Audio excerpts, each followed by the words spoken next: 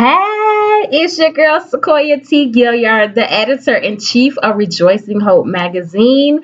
Thank you so much for being a supporter of the magazine. Thank you so much for subscribing to the magazine. And I pray that the content that we share, whether it's via video, whether it's a poem, or it's just somebody's real life story that we're sharing on the magazine website, I just pray that it has been a blessing for you. And so, one thing I want to just share with you is that when you get me, you get God. And I'm not one to force, God or religion or anything like that on anybody, but I just want to let you all know that He and I are inseparable. So, you're going to hear me talk about God a lot. And because of who he is to me and in my life. And it's because of him that I even have the magazine, that I even have a lot of the things that I do have. And he has given me the gifts and the talents to be able to share with you all across various mediums. So I have to give honor to him. And so he's going to be a part of our conversation a lot. So I'm just letting you know that up front. And I just want to let you know that I am from the beautiful state of South Carolina and I'm a poet and I am also a speaker as well too. And I absolutely love writing and I love speaking to encourage people, to empower them, to uplift them. Because I believe that the word, whether it's spoken or written, that it can change someone's life or even save someone's life as well too. So for me, the written and spoken word is very, very dear to me. And so today, I just want to say thank you, first of all, for your comments on the last post that I sent about, why has God forsaken me? And when I tell you that took a lot of courage to write because so often people, are in that place in their lives for various reasons where they're like, God, where in the world are you? It's like searching for, remember that book where you had to find where is Waldo in the midst of all of these crowds of people? Well, that's how I feel sometimes. It's like, God, where in the world are you? Like, seriously. So I had gotten such great feedback, and I'm so grateful that it resonated with many of you. And like I said, I know it's something that, especially, if you are a Christian, so many people may be like, oh my gosh, I can't believe how you not trusting and having faith in God and knowing that He's there. And it sounds so cliche because at the end of the day, we do know that, God is with us, that He will never leave us or forsake us. But it's just in the moments when we're experiencing life, when we are experiencing different circumstances where it makes us question, God, where are you? So I'm just glad again that it resonated with you. And so today I just wanted to talk to you a little bit about the subject matter that God gave me and placed on my heart is the past or the promise. Which one will you choose? And when he gave me that, I was like, ah, Jesus! Oh my gosh! Because I am at that place in my life, and I'm pretty sure that there are many people I've talked to, quite a few friends who are in the thick of life and they're having to make choices, they're having to make decisions, they're having to let go of this to embrace this new path. And it seems like everybody that I'm around, like they are literally they're going through a process of transition in their life, both in the natural and also in the spirit as well too. And so I got this subject matter because I was thinking on my journey. I went back home this past weekend. And for me, I've been away from home for about since April officially. But when I got back home, it was like it felt like a place of comfort for me. Because where I am now was like, yay! But at the same time, it's just been so many ups and downs. And sometimes I feel like more lows than highs. But when I went back home this past weekend, for me, it felt like a little bit of an escape because had some craziness happen to me this past week. And so it was like, okay, God, I just need a moment just to breathe, just a moment just to get away. Like sometimes I feel like, okay, God, if I could just take a vacation from my own life. I love my life, but at the same time, it's like, God, can I just take a vacation? Like, just give me like a couple of days and I can recoup and then come back and do this life thing again, right? So I remember once I got to the state line, South Carolina state line, like I just felt this feeling again of comfort and a place that's familiar to me. And just pondering all of the stuff that I went through, during that week, I'm like, oh my gosh. For me, it was a familiar place. And I realized that our past, everybody was saying, no, I don't want to go back to my past. I don't want to do that again.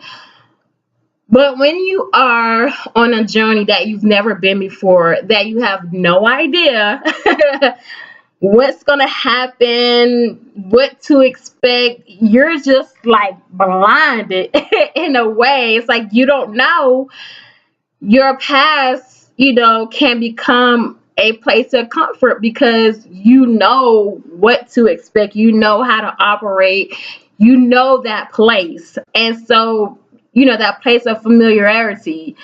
And so it's like, oh, Jesus. That's all I can say. Because oftentimes, that place of promise, we in our minds think that it's going to be such an easy journey to obtain it. Yeah, I laughed at that part, right? But in our minds, um, it's like this over our heads. It's like we're in la la land. Like, okay, this is going to be an easy cakewalk type thing. God, you said this, you promised me this. All right, cool. Mm-mm.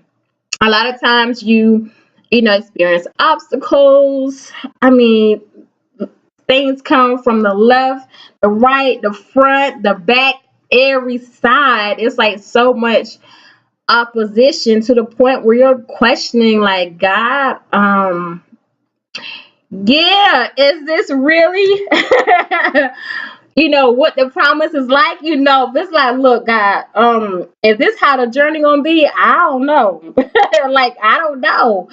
So when I was at home, I visited my old work family, and they was so excited to see me because only one person knew that I was coming to visit, and I purposely did it like that.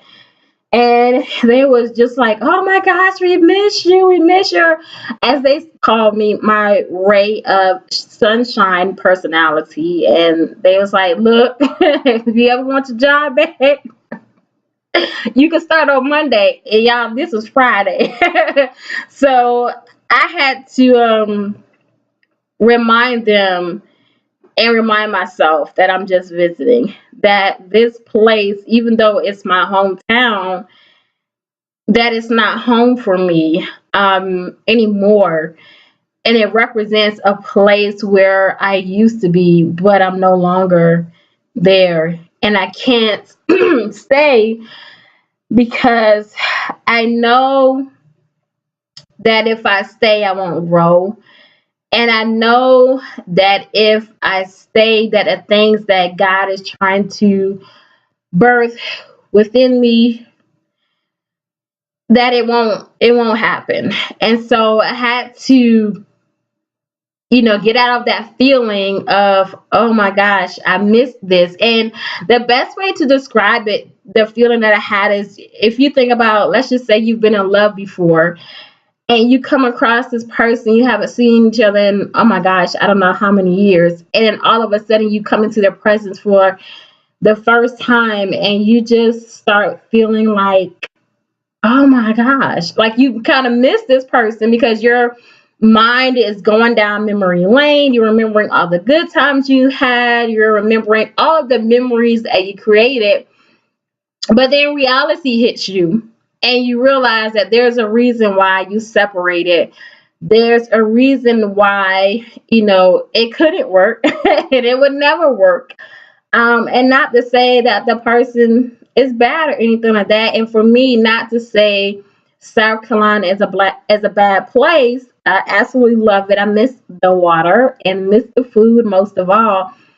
But I know that being in that place again doesn't serve me.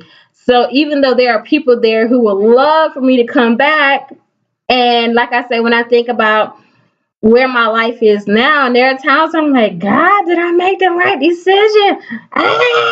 To relocate to a place where I have no family, but no blood family, I should say that. But I've had to, or I am creating family, and I'm so grateful for the people that God has placed in my life, where I am now. And so, with me leaving my job and everything like that, I went to to the tailgate, excuse me. And everybody kept asking me, "How long are you staying? How long are you staying?" And I'm like, "Yeah." In my mind, I'm like, you know what? There are times where I just want to pack everything up and just be like, okay, I'm coming back home. But the reality is, this is not home. And so for me, it was hard to answer that question because deep down I want to say, well, you know what? I just want to stay for I don't know how long. But I knew that I couldn't. And so, my response was either I'm going home tonight or I'm going home, in the morning. And I knew that, if I stayed too long, that sometimes we stay in a place so long that we become again comfortable there that we just park our cars here, pinch a tent, and again, God is like, nah, like, no, you're not supposed to be here. And so I've made a decision I stayed overnight and then I left like 6:30 in the morning. I left to come back to where I am now. And on my way here, um, I began to think about the children of Israel and how sometimes with their journey of leaving Egypt and going through the process of the wilderness and going to the promised land. I read the story so many times, heard it preached, but it didn't hit me until this past weekend because we look at them and we think, like, how in the world can God deliver them out of a place of bondage? And then, once they hit, obstacles, on their journey to what God has promised them, that their mindset is, okay, well, you know what? Yeah, let's just go back. But the reality is that we've all found ourselves in that in that place where God has told us something, He has spoken something, promised to us, and we set out, to, walk out, this promise that God has spoken to us. And the first sign of trouble, we're like, God, what? Wait a minute, hold up. I didn't sign up for this. It's to the point where you want to have an executive meeting with God, even though He created you, He created us. We want to call an executive meeting like, God, okay, hold up, we got to discuss this real quick, okay? Because yeah, this is not what I signed up for. But I understood, or I understand, now where they were, because like I said, this past weekend and for a couple of months, like I have been fighting with myself and saying, Sequoia, you know what, things may not be, all hunky dory. Not that they're horrible, not saying that, but when you're, walking out, what God has spoken to you, your mind, everything is supposed to be butterflies and rose, rose petals. Everything is supposed to be beautiful. And I kept having to tell myself, Sequoia, you didn't make a mistake. Things are a little bit rocky, but you're gonna get through this. And even with the children of Israel, I can only imagine, you get freed from hundreds of years of slavery, and then you're on your way to, obtaining your promise. And then now you got Pharaoh and his army after you. I mean, so much craziness to the point where you're like, okay, maybe it is better if we go back into bondage. And it sounds crazy when you're thinking about it, but I understand now because it was a place of familiarity for them where they knew what to expect. They knew, okay, we get up at 6 o'clock in the morning, we go to bed at 7 o'clock in the morning. We knew, okay, the tasks that we had to do, they, even though it wasn't right, they even understood the cruelty, the abuse that they, everything, they had become accustomed to it. And it's almost, I guess you could say, like, in layman's term, like a matrix, that they were plugged into it, and so they knew what to expect. But now here we are stepping out on the word of God spoken through Moses, and here we are, we done left this place thinking that we're going to, a much better place, where we're just going to be chill, relaxed, everything is going to be perfect for us. And then here we got all this opposition.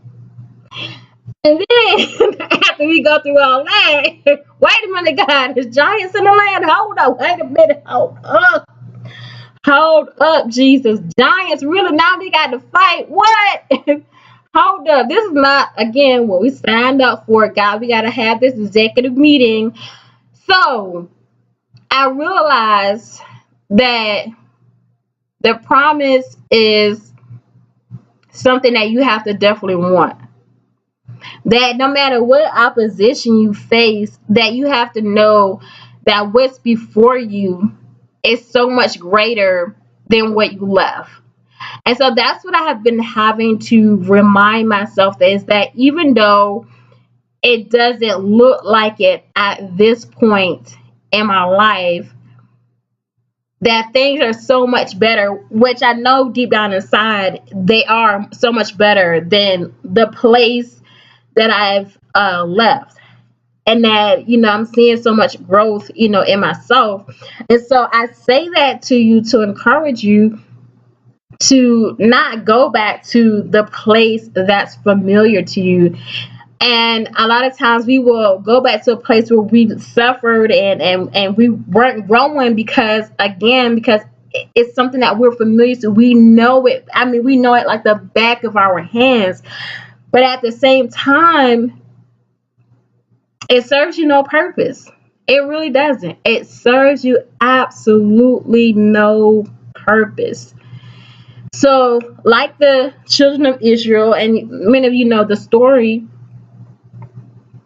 I realized that, a lot of times the opposition, comes for me. I feel like I'm in a season of refinement. Oh, Lord have mercy. And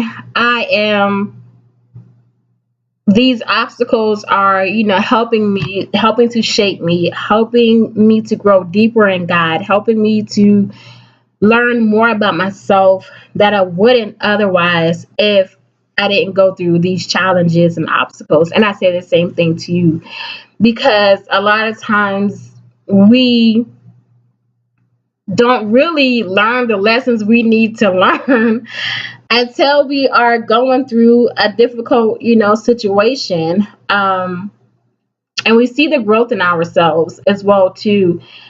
And we see, if we want to, I would say this, if we want to, we could see God, in the situation, and knowing that the things that are happening in our lives, whether it's, good or bad, that God is in the midst of it all.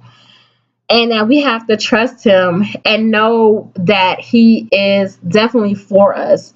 And that his promises are so much greater. Like, they're so much greater than what we've known.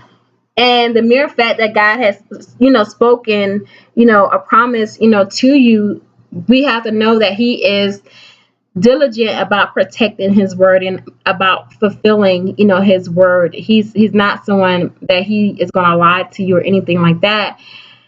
But I would say this, that to not forfeit the promise by going backwards, and I know that's God, because I didn't even have that on my list to say, but not to forfeit the promise, to go back to what you knew, but to know that God is working in and through you, and that his heart is for you, that he doesn't, wish you, any harm or anything like that. But of course, He wants us to prosper, and to prosper in a place where we're always growing, and especially in a Christian faith, we're talking about new levels, new dimensions.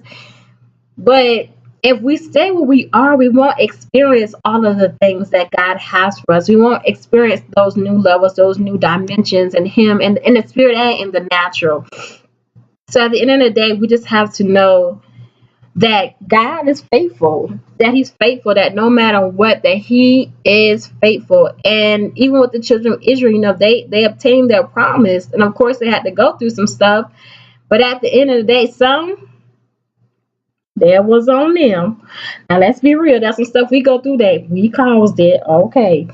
I just had to point that out real quick. But at the end of the day, God is still, faithful to His word. So I urge you today to continue to hold on to the promise that God has spoken to you, no matter what this situation looks like, because He is a God who fulfills His word, and that you can trust Him, and that you can depend on Him. And as I say that to you, I say that to myself as well too, because I can't give up on something that God has spoken. I mean, you have the choice, but it would behoove you not to give up on what God has spoken to you, and to remember His track record, to remember who He is, and to remember what He has done in your life, and to know that He is that same God, that He's never left you, that while you're on your on your journey of obtaining the promise that He has spoken to you, that He is with you every single step of the way. So I pray that this message has encouraged you just as it has encouraged me, because it can be difficult at times, but it's worth holding on to. It's worth holding on to, God's hand, and just like, God, you know what? I may not understand what's going on in my life right now. I may not know what's going to happen, tomorrow or the next day after that. But at the end of the day, I'm going to trust that you're leading and that you're guiding me. That wherever you take me, wherever this journey leads, that it's for my good and it's for your glory. And we have to rest in that. We have to rest in that. That wherever God has taken us, that's for our good and it's for His glory. And so I appreciate you all for listening to me this long. And so I pray that, it blesses you, and that you continue to support the magazine. And I will continue to share, whether it's through the written or spoken word. Just continue to share, as God gives me the words to speak. But I just, again, pray that this message just uplifts you, because I don't know, what you all may be going through, but I just felt a urgency in my spirit to just share this message on today. So the past or your promise, what will you choose? All right. So you all stay blessed. It's your girl, Sequoia T. Gilliard, the editor-in-chief of Rejoicing Hope magazine. And don't forget to visit the magazine site at www.rejoicinghope.com and check out more content and information that we have to uplift you. Bye.